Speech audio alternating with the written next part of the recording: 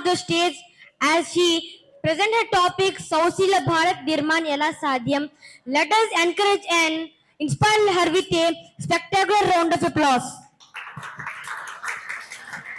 ఇప్పుడు సజ్జన్ భావన మన ముందు సౌశీల్య భారత్ నిర్మాణ్ దీపిక ఎలా సాధ్యం అనే అంశంపై మాట్లాడవలసిందిగా కోరుతున్నాం.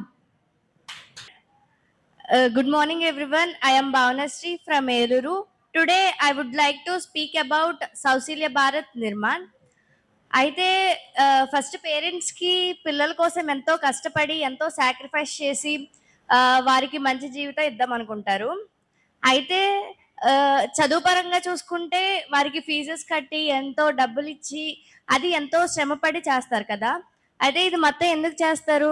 ఎందుకంటే బంగారు భవిష్యత్తును ఇద్దాం అనుకుంటారు. అయితే ముందు బంగారు భవిష్యత్తును ఇద్దాం అనుకుంటే ఉత్తమ సమాజాన్ని అందించాలి. ఉత్తమ సమాజాన్ని అందించాలంటే ఈ గ్రంథాలు ఏవైతే ఉన్నాయో బైబిల్, ఖురాన్, భగవద్గీత అవి చదవడం వల్ల సాధ్యమవుతుంది. అయితే ఆధునిక విద్య గురించి మాట్లాడుకుంటే మనిషి ఆధునిక విద్యలో ఎంతో డెవలప్ అవుతున్నాడు కానీ నైతిక పరంగా చాలా దిగజారిపోతున్నాడు. అది ఎందుకంటే అంటే రాతి యుగం నుంచి రాకెట్ యుగానికి వచ్చినా సరే ఆధునిక విద్యలో చాలా డెవలప్ అయ్యాడు. కానీ నైతిక పరంగా ఎక్కడో కొంతమంది చదివారు కానీ అందరూ గ్రంథాలు అనేవి చదవట్లేదు. అంటే ఆధునిక విద్య ఎందుకు చదువుతున్నారంటే కెరీర్ బాగుంటుంది, అలాగే స్టడీస్ పరంగా జాబ్స్ పరంగా బాగుంటుందని చదువుతున్నారు. ఈ నైతిక పరంగా ధర్మం ఏంటి, అలాగే ఏం చేయాలి, ఏం చేయకూడదు, ఏది మంచి చెడు అన్నది తెలుసుకోవట్లేదు. అలాగా ఇప్పుడు ఇవన్నీ నైతిక పరంగా గ్రంథాలు చదవాలి కదా. గ్రంథాలు అనేవి సమాన ఉద్దేశాన్ని ఇస్తాయి. అంటే వేరు కాలాల్లో వేరు భాషల్లో వేరు దేశాల్లో నిర్మించినప్పటికీ ఇవి ఉద్దేశం మాత్రం సేమ్ గానే ఉంటాయి. అంటే అలా ఎందుకు నిర్మించారంటే ఆయా కాలాల్లో ఆయా భాషలు బట్టి ఈ గ్రంథాలు అనేవి అవతరింపజేశారనమాట. అంటే ఇప్పుడు భగవద్గీత అనేది హిందువులకి ప్రేరకం, అలాగే ముస్లిమ్స్కి ఖురాన్ ప్రేరకం, క్రిస్టియన్స్కి బైబిల్ ప్రేరకం. కాబట్టి ఇప్పుడు భగవద్గీత క్రిస్టియన్స్కి కానీ ముస్లిమ్స్కి కానీ చెప్తే వింటారా? వినరు కదా. ఎందుకంటే భగవద్గీత అనేది హిందువులకు మాత్రమే ప్రేరకం. అలాగా ఏ మతానికి సంబంధించిన గ్రంథాలు ఆ మతానికి ఉన్నాయి. అయితే ఇప్పుడు ఈ ఆధునిక విద్య గురించి చూసుకుంటే ఆధునిక విద్యలో డెవలప్ అవుతున్నాడు అని చెప్పాను కదా, కానీ నైతిక పరంగా చాలా దిగజారిపోతున్నాడు. దానికి ఎందుకు అలా జరుగుతుందంటే 2 కారణాలు ఉన్నాయి. ఒకటి బాహ్య వ్యక్తిత్వం, 2 అంతర్వ్యక్తిత్వం. మనిషి బాహ్య వ్యక్తిత్వానికి అవసరమయ్యే విద్యను అయితే నేర్చుకుంటున్నాడు కానీ నైతిక పరంగా చాలా దిగజారిపోతున్నాడు. మనిషిలో నైతిక అభివృద్ధి జరగాలంటే అది ధర్మశాస్త్రాలైన భగవద్గీత, బైబిల్, ఖురాన్ వల్లే సాధ్యమవుతుంది.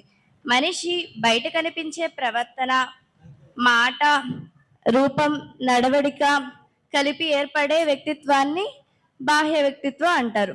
ఇప్పుడు అంతర్వ్యక్తిత్వం అంటే ఏంటో తెలుసుకుందాం. మనిషి లోపల ఉన్న ఆలోచనలు, భావాలు, విలువలు కలిపి ఏర్పడే వ్యక్తిత్వాన్ని అంతర్వ్యక్తిత్వం అంటారు. అంటే లోపల జరిగే ఏవైతే ఎమోషన్స్ ఉన్నాయో వాటిని అంతర్వ్యక్తిత్వం అంటారు. అయితే ఇప్పుడు సజ్జన్ సమాజ్ అంటే ఏంటో తెలుసుకుందాం. సజ్జన్ సమాజ్ అనేది ఒక స్వచ్ఛంద సంస్కరణ సంస్థ. అంటే ఇది మతానికో కులానికో చెందింది కాదు, ఇది ఒక రిఫార్మింగ్ ఆర్గనైజేషన్. అయితే దీని లక్ష్యం ఏంటంటే దుర్జనుల్ని సజ్జనులుగా మలచడం.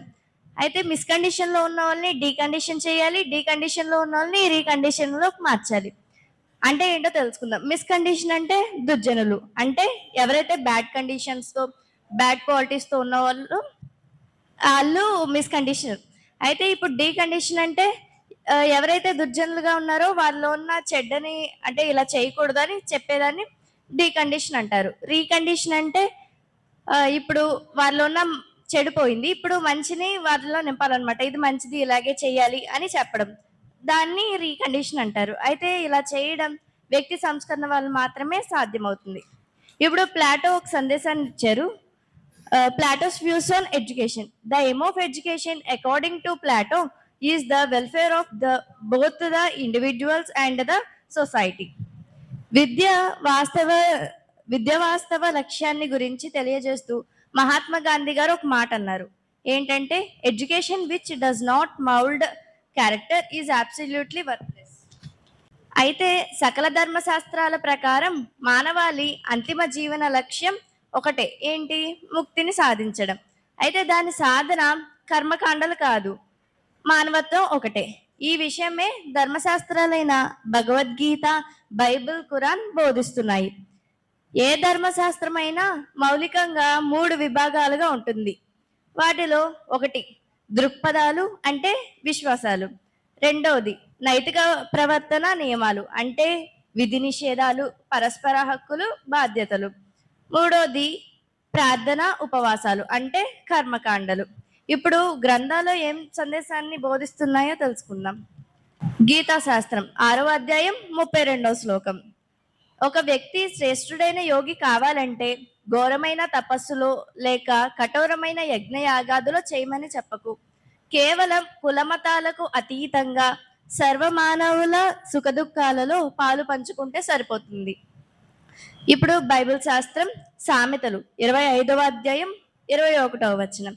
నీ పగవాడు ఆకలిగొనిన ఎడల వానికి సైతము భోజనము పెట్టుము, దప్పిగొనిన ఎడల వానికి దాహనిమ్ము. ఇప్పుడు ఖురాన్ శాస్త్రం 5వ అధ్యాయం 32వ వాక్యం. ఒక మానవుని చంపిన వాడు సమస్త మానవాలను చంపినట్లే. ఒక మానవుడి ప్రాణాన్ని కాపాడిన వాడు సమస్త మానవులను కాపాడినట్లే.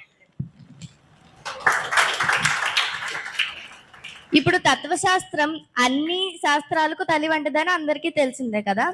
విద్యకు తాత్వికతకు మధ్య ఉన్న సంబంధం వాస్తవానికి క్షేత్రాలకి ఉన్న సంబంధం లాంటిది. తత్వశాస్త్రం అంటే ఏంటో తెలుసుకుందాం.